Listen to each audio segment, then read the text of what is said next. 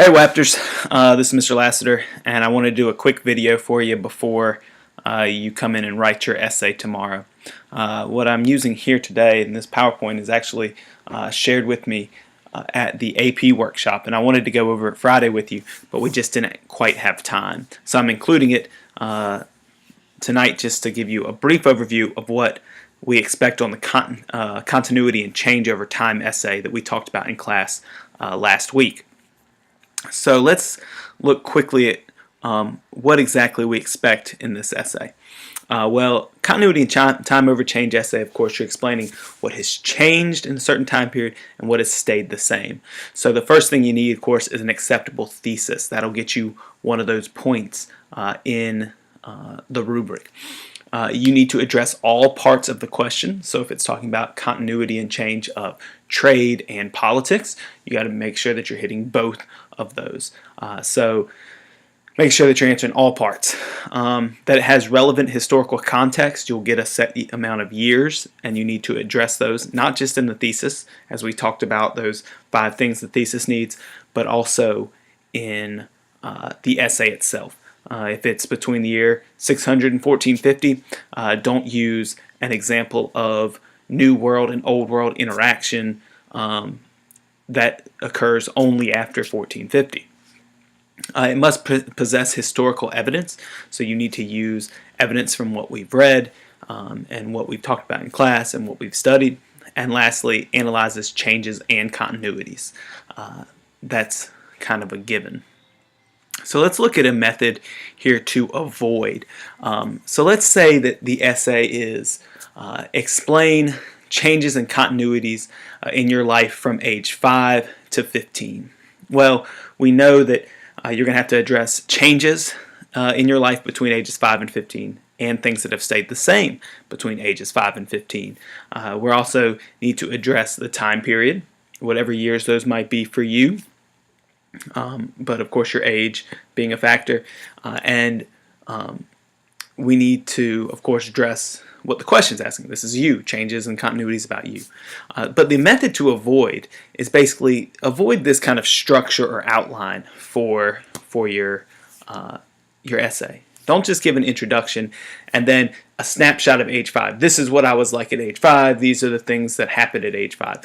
These are the things that happened at age 15 in paragraph 3. And then in the 4th paragraph, talk about the changes and continuities. That's not the best method we need to use, because the question itself is asking for changes and continuities, not necessarily just small snapshots. You need to be talking about those changes and continuities throughout. So let's look at a better method for this. A better method would be to have your introduction, where you're going to have your thesis, and then maybe to talk about the changes first. First addressing physical changes in the 2nd paragraph, and then changes maybe in family in the 3rd. And then in the 4th paragraph, maybe looking at some of those continuities or things that did not change. Perhaps your personality did not change.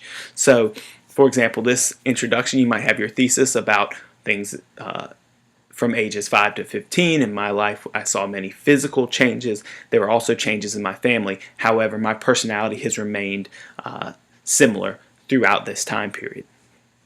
Then you might address physical changes. For example, I had blonde hair as a child, but now I have brown hair. Changes in family. My family was very small. Now, at age 15, my siblings are married and I have nieces and nephews, and so our family has grown mightily, but my grandparents passed away. Or personality, and then going to personality continuities. Things that haven't changed is I'm a very personable person. I really enjoy conversation. I've always enjoyed conversation. I talked too much when I was a 5-year-old, and I still talk too much at age 15, or in my case, age 28. And then your conclusion. This is where you'll wrap the essay up. That's a much better method than, say, at 5 years old, I was a talkative kid, there was 6 people in my family, and I had blonde hair. Then in the 3rd paragraph, right now there are 12 people in my family, and I have brown hair, and I still talk a lot. And then going into the changes and continuities of what changed and what didn't. Well, you need to get down to the meat of the essay right away. So avoid this method and use our better method. There is a more sophisticated method that if you feel comfortable with in your writing, you can use tomorrow. Of course, be careful with experimenting with this. This is something that you might want to practice a little bit over Christmas break, or practice as we write a lot more coming up next semester. But focusing on your introduction and then looking possibly at changes and continuities in different aspects. So let's talk about physical. Well, I had blonde hair when I was little, and now I have brown hair. However, I have always had the same skin complexion. If that's a physical change, that's a continuity. Family changes the continuities. Well, my family size grew, but overall we still live very close to each other, and we get together for all the holidays. Personality changes the continuities. Well, a continuity might have been that I'm still very talkative, but one aspect of my personality that has changed is that I'm a lot funnier than I used to be, or in some cases maybe I'm not as funny or cute. And then focusing on the conclusion. So taking kind of those big areas and looking at both changes and continuities in them. This might take a little bit longer, and certainly you would need to know more about the topic if you used this method. That's basically it. That's all I wanted to go over with you for this part of the change in continuity over time essay that we did not get to in class. Be sure to look over the rubric, study anything you need to, look over those questions which I annotated for you, and email out in the second email tonight.